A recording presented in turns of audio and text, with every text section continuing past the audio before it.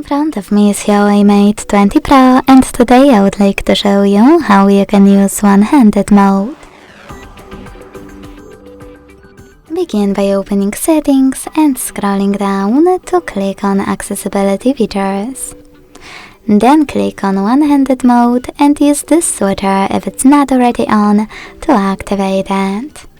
Following that, follow all of those instructions. I'm using tricky navigation, so I have to slide my finger across the button of the screen. Then hit Got It. As you can see, one-handed mode is working properly.